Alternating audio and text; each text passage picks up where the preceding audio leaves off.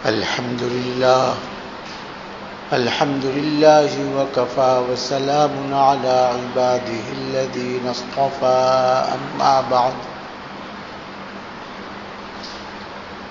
فقد قال الله تبارك وتعالى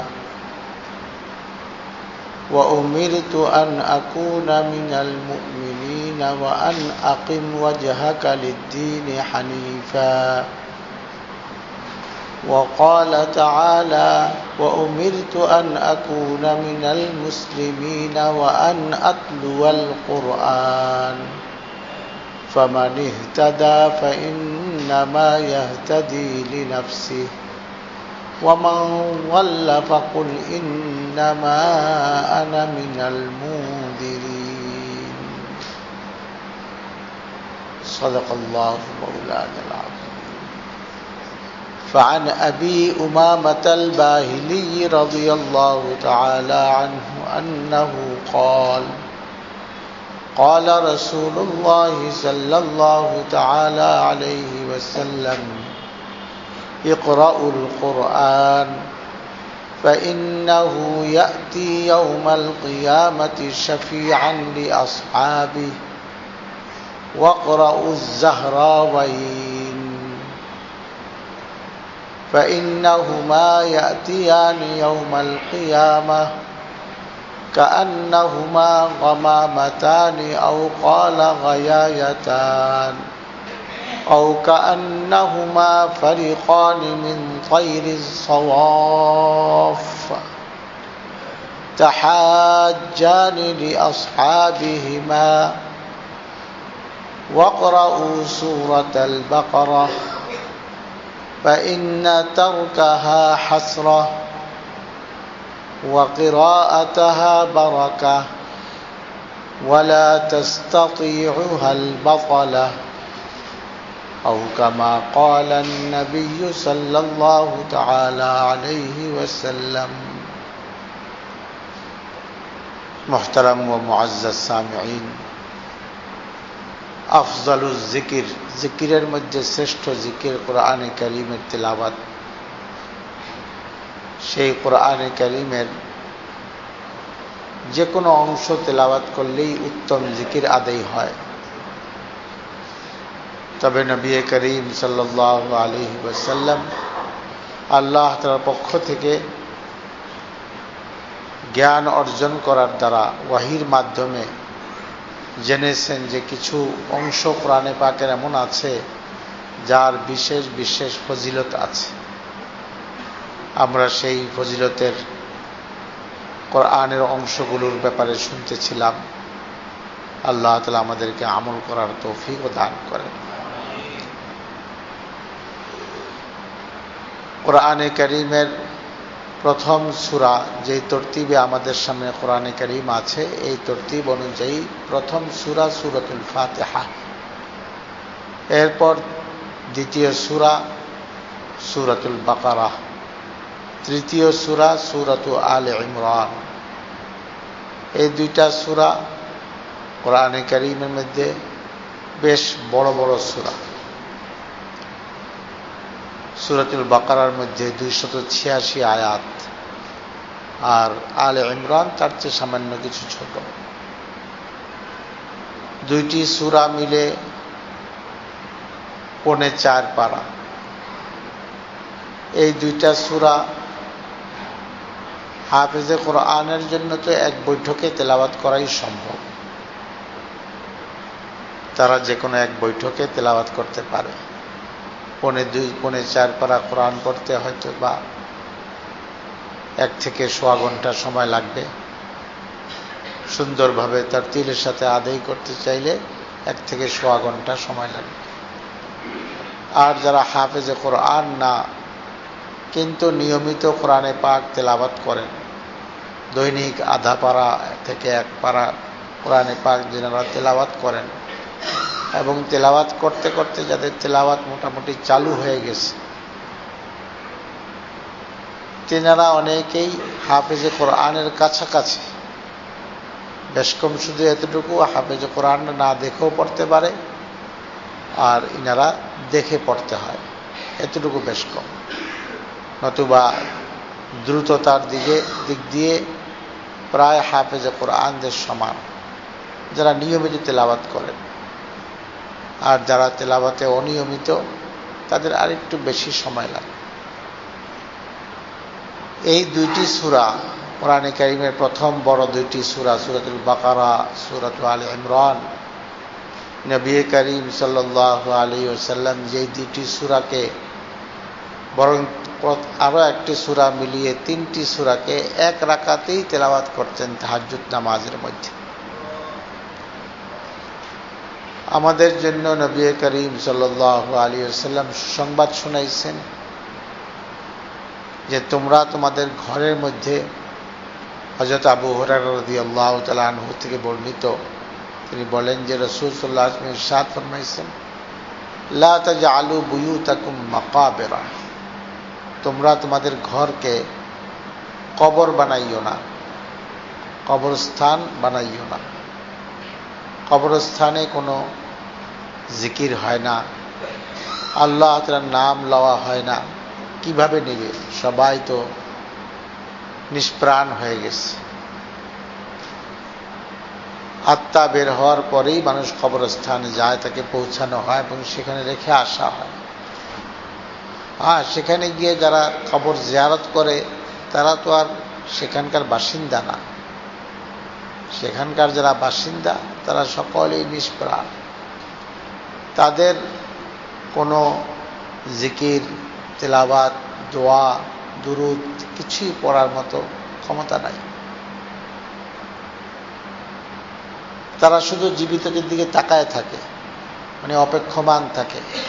নিজের জীবিত আত্মীয় স্বজন, বন্ধু বান্ধব, ছেলে মেয়ে, তারা তাদের জন্য কিছু পাঠাবে সেই অপেক্ষায় থাকে।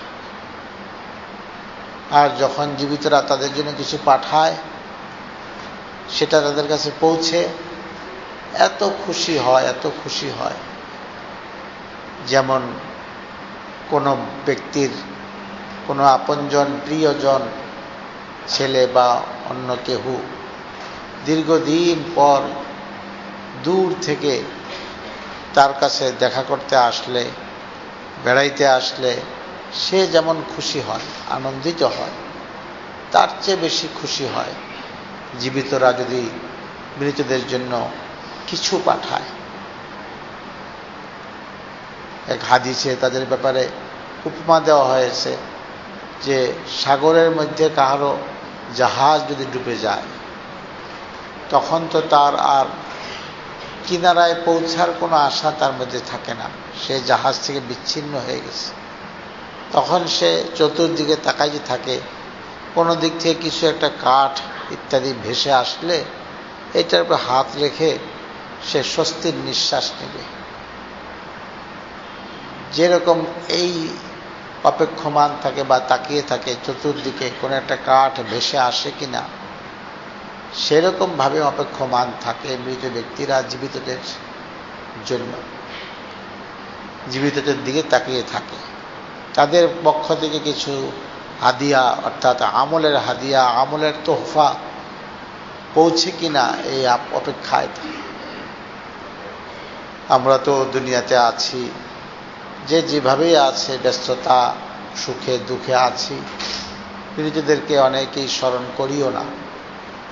আবার কেউ স্মরণ করলে ওই একদিন মৃত্যুবার্ষিকীতে স্মরণ করব,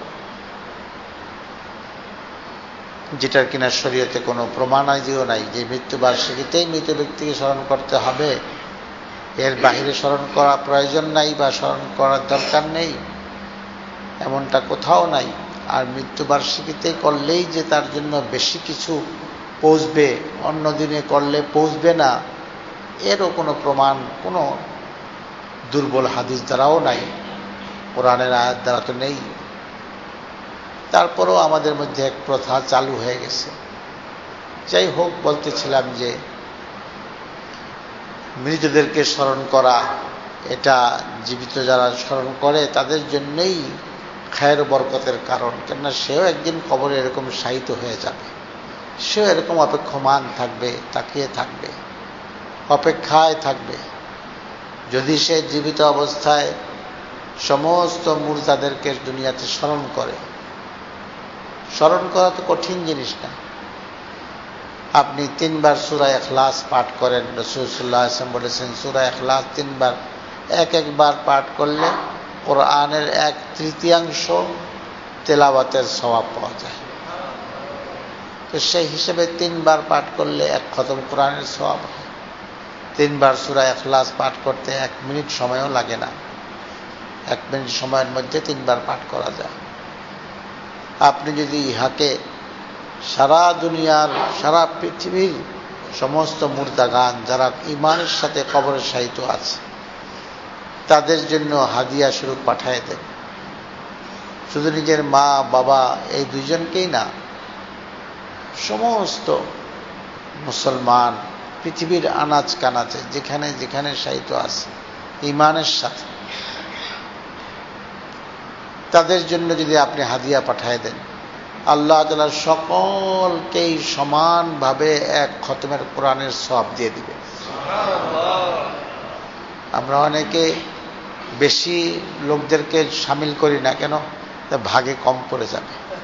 আমার বাবা মাকে দেই, ওনারাই পাক, বাকি সবাইকে দিলে তো ওনাদের ভাগে কম পড়ে যাবে না। আল্লাহ তাআলার খাজানার মধ্যে কোনো সীমানা নাই, সীমাহীন খাজানা। আল্লাহ নিজে বলেন, আতাই কালামুন ওয়া আদাবি কালামুন, আমার দান এর কোনো আয়োজনের প্রয়োজন হয় নাই। কালাম শুধু বলি মুখে, ওইটাই হয়ে যায়। ইন্নামা আমরুহু ইযা আরাদা শাইআন আন ইয়াকুলা লাহু কুন ফায়াকুন। এই জন্য আল্লাহ তাআলার কথার দ্বারাই যখন সকলের জন্য সমানভাবে পেয়ে যাবে, এখানে কার্পণ্যতা করার কোনো প্রয়োজন নেই। বরং আল্লাহ তাআলা ওই ব্যক্তির দোয়াকে পছন্দ করেন যেই ব্যক্তির দোয়ার মধ্যে ব্যাপকতা থাকে, ব্যাপকতা থাকে। সমস্ত মুমিনদেরকে শামিল করে আপনি দোয়া করেন, আয় আল্লাহ সকল ঈমানদারদেরকে মাফ করে দাও, ঈমানের সাথে যারা কবরে শায়িত আছে তাদের সকলকে কবরে আযাব মাফ করে দাও, তাদেরকে জান্নাত নসিব করে দাও। আল্লাহ তাআলা এমন ব্যাপক দোয়াকে পছন্দ করে। আমরা আমাদের মনের সান্ত্বনার জন্য মা বাপকেও স্মরণ করি, ঠিক আছে, কিন্তু সকল মুমিনদেরকে যত শামিল করব তত ফায়দা বেশি। কেন? আল খালকু ইয়ালুল্লাহ, হাদিস শরীফে আছে সমস্ত মাখলুক আল্লাহর পরিবার। আপনার আত্মীয় অনাত্মীয় সকলই আল্লাহর পরিবারের একজন সদস্য। তার জন্য আপনি যদি আল্লাহকে সুপারিশ করেন, আল্লাহ তাআলা এতে খুশি হন।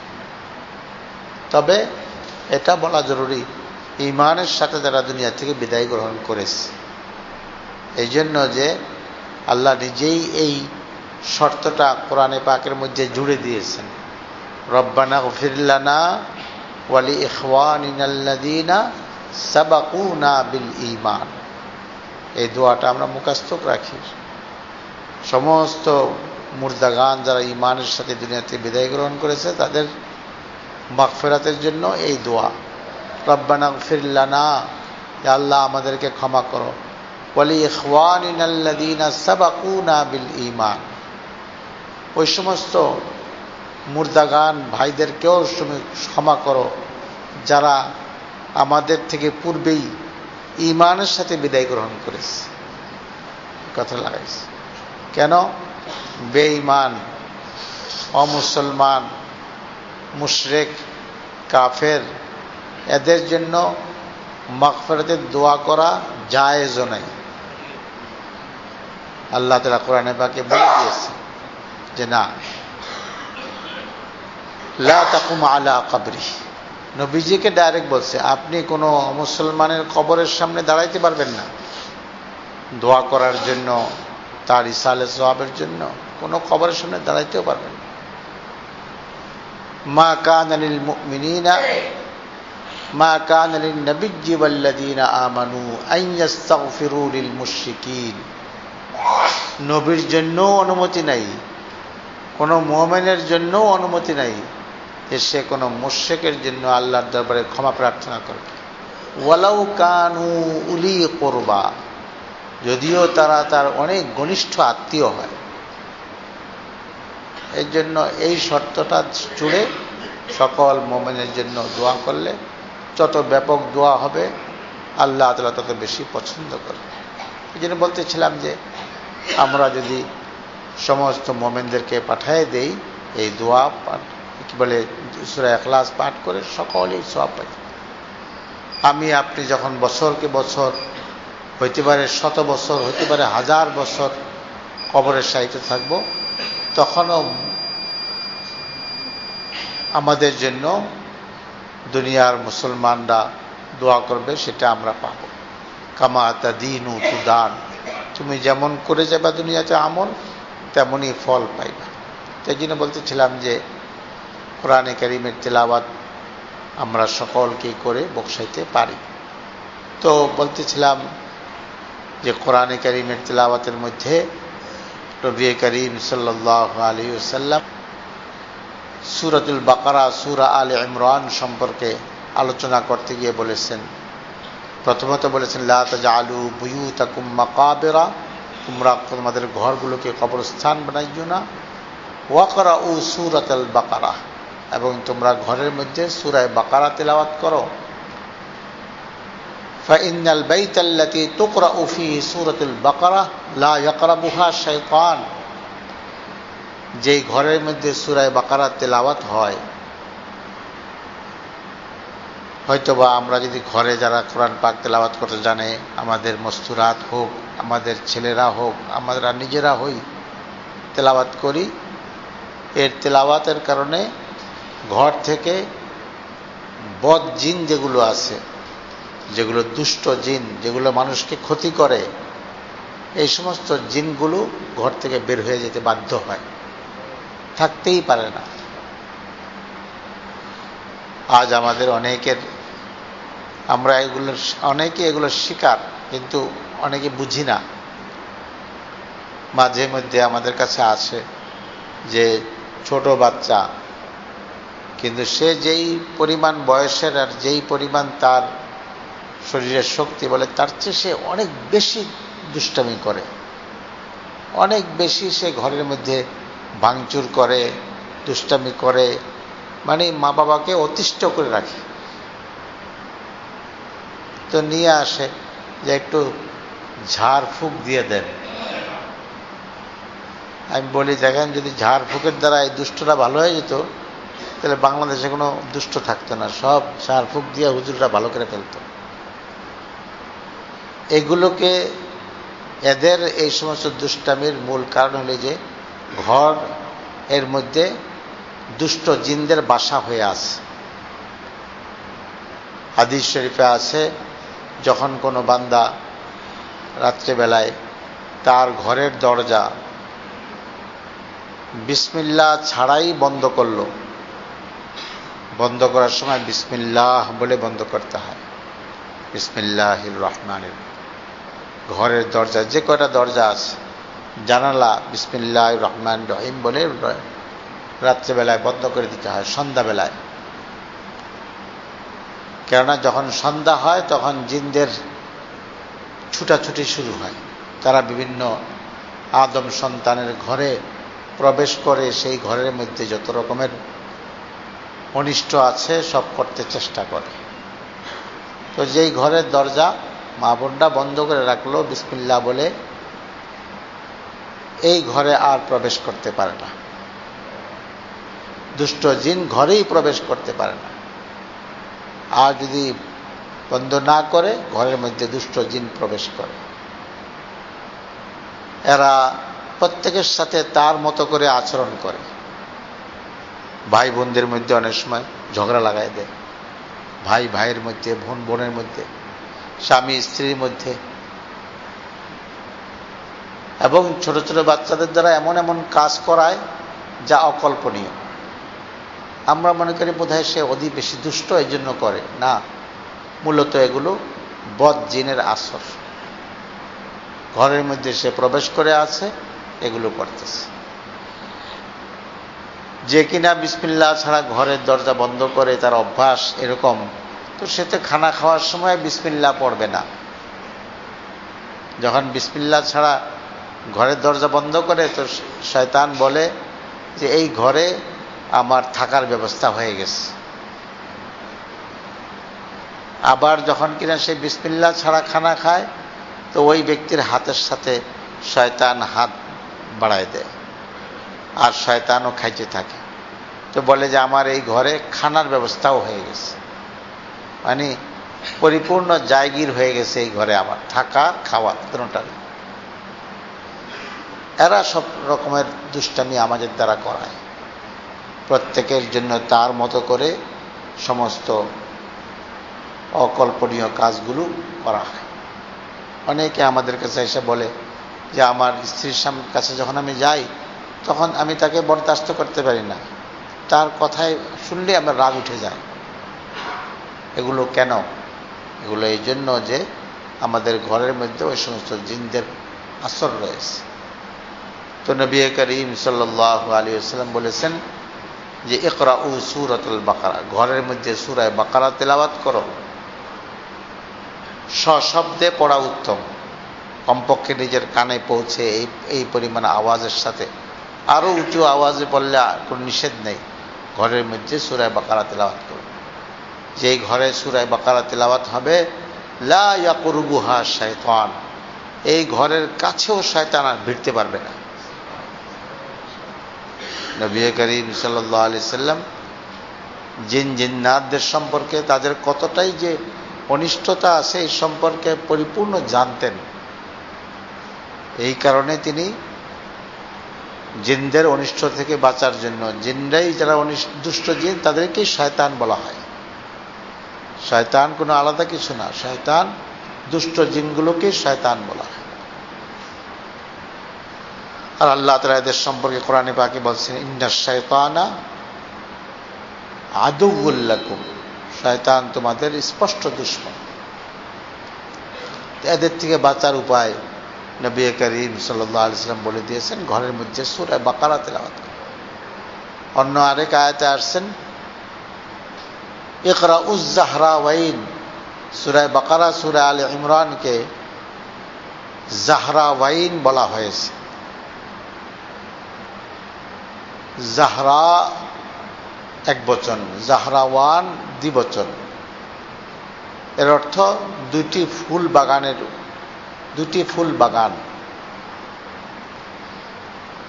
দুটি ফুল গাছের উদ্যান বা ফুল বাগান। এই দুই সূরাকে রাসূল সাল্লাল্লাহু আলাইহি ওয়াসাল্লাম এই শব্দ দ্বারা ব্যক্ত করে বলছেন তোমরা এই দুইটি সূরা তেলাওয়াত করো। কেন? কিয়ামতের ময়দানে এই দুইটি সূরা আসবে, আল্লাহ তাআলার কাছে আসবে। কি আকৃতিতে আসবে সেটাও বয়ান করেছে, মেঘমালার আকৃতিতে অথবা দুইটি পাখির দল হয়ে আসবে। অনেক পাখি আছে সেগুলো এক দল হয়ে চলে আসমানে, মনে হয় যেন একবারে ছাদের মতো একেবারে ঘন ঘন হয়ে তারা চলে,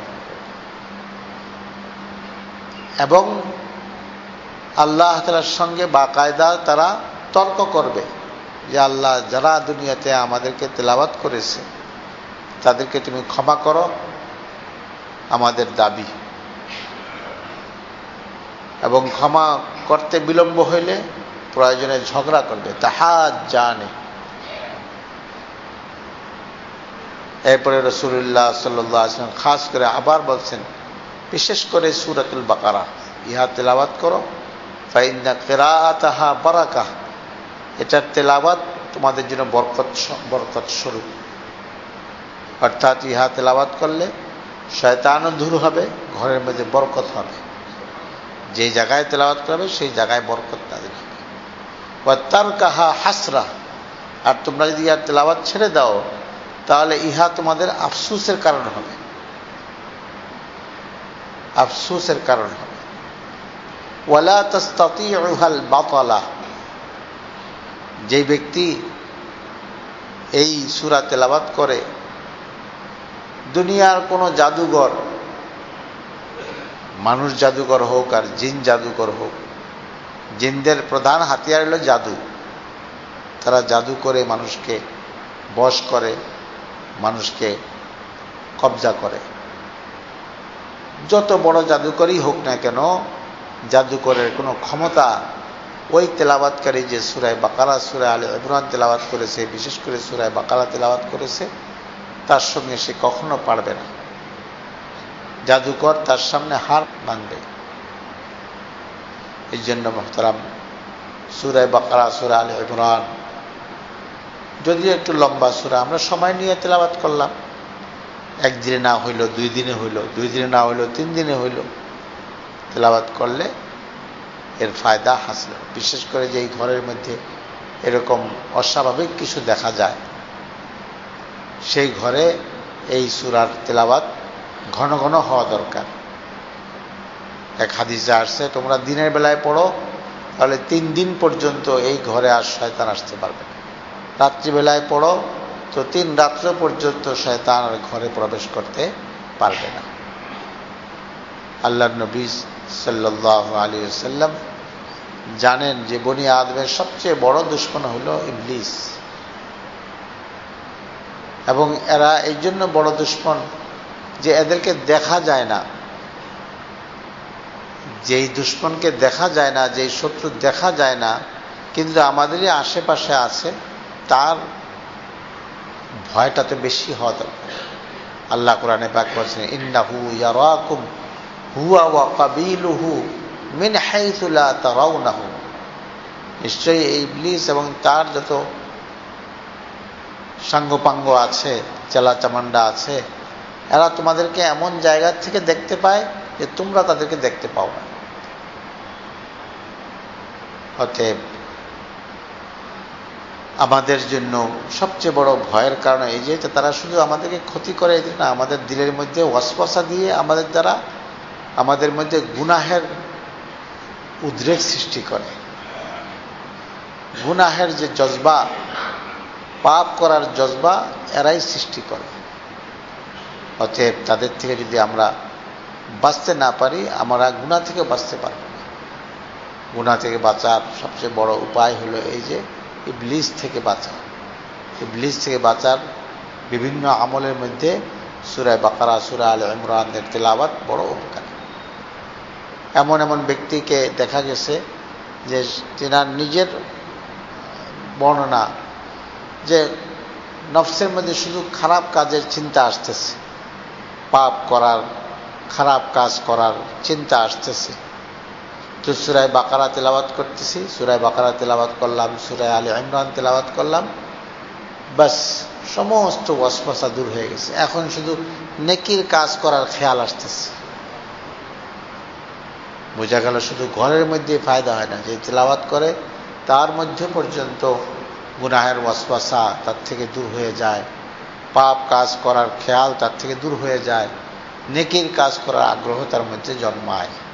এই জন্য এই সূরা মুমিন বান্দাদের জন্য তেলাওয়াত করা বড়ই উত্তম।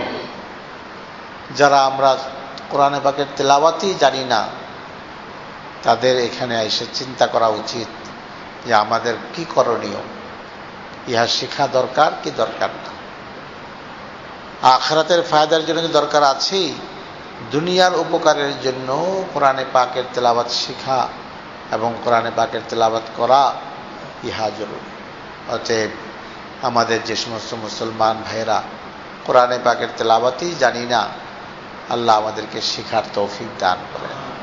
আর যারা জানি তারা অবহেলা ত্যাগ করে কোরআনে পাকের নিয়মিত তেলাওয়াত আল্লাহ আমাদের সকলকে করার তৌফিক দান করেন। আমিন। ওয়া আখিরু দাওয়ানা আলহামদুলিল্লাহ। তারা সুন্নাত পড়েন,